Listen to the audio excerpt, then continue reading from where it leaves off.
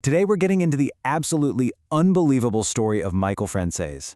This is a guy who was a high-ranking captain in the Colombo crime family and then became a motivational speaker. Yeah, it's a wild story about radical transformation with some lessons you really might not expect. So these are his own words.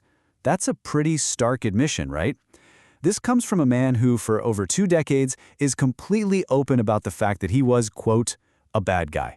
And he knew exactly what he was doing. So how does somebody go from that reality to where he is now? What kind of moments can completely flip a person's life upside down? We're going to unpack his entire story to figure that out. All right, let's start at the very beginning, because to really get the transformation, you first have to understand the power. See, Franzese wasn't just some guy on the street corner. He was basically royalty in that world. He was just 24 when his own father proposed him for membership.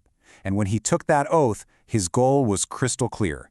Be the absolute best mob guy you could be and make a ton of money. And let me tell you, he was ridiculously good at it. So just how good was he? Well, at the absolute height of his most famous hustle, this massive scheme scamming the government on gas taxes, his crew was pulling in up to $8 million a week. Yeah, you heard that right. Every single week. To run an operation that huge, you need an empire, right? Well, he had one. He was controlling over 350 gas stations. And as a captain, he had a crew of more than 300 men working directly for him. I mean, we're talking private jets, helicopters, mansions all over the country. The guy had literally everything. But you know, a world like that, supposedly built on some sacred code of honor, it started to show some serious cracks. This is where we start to see the whole foundation of his life begin to crumble. Okay, so this is key. The Mafia oath, it demands your total, undying loyalty.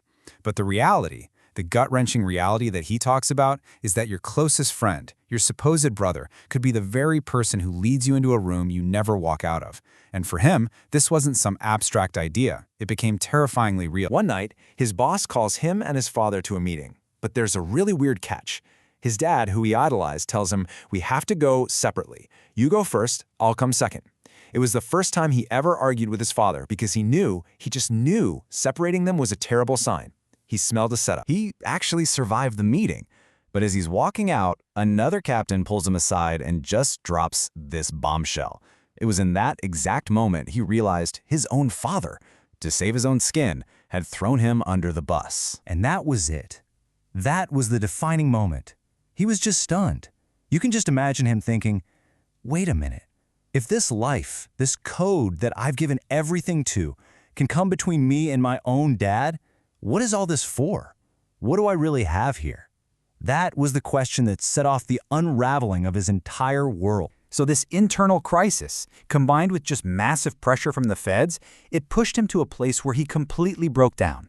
And that's exactly where he was rebuilt. So after he violated his parole, the federal government put him in solitary confinement, the hole, for 29 months and 7 days, locked in a tiny cell 24/7. And it was right there, at his absolute rock bottom, that everything changed. One night, he's just feeling completely broken, like his life is over. He's furious at God, at his situation, at everyone. A prison guard sees him struggling and just slides a Bible through the food slot in the door. Franzese was livid. He picked up the book and just hurled it against the wall. But with nothing else left, nobody to turn to, he picked it back up. He just flipped it open, completely at random, to the book of Proverbs, and his eyes landed on this one verse, and it hit him like a lightning bolt. Why? Because that night he felt like he had nothing but enemies. The mob, the government, everyone.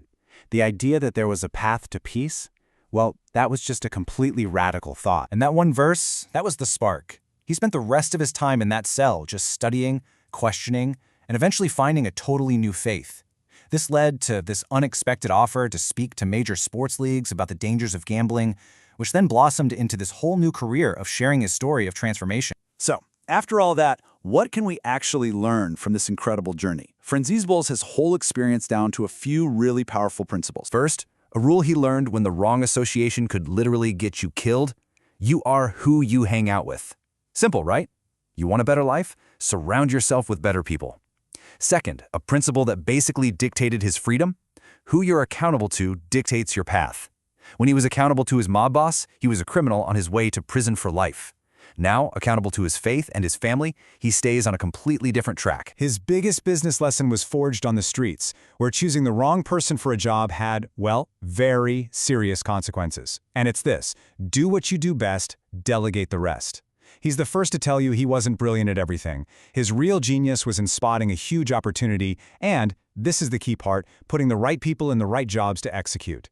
In his world, that skill wasn't just about profit, it was about survival. In the end, it all comes down to this one final, powerful question that he constantly asks. It's the exact same question he had to answer to change his own life. And so the question he leaves for us to think about is a pretty simple one. Are you the best possible person you can be?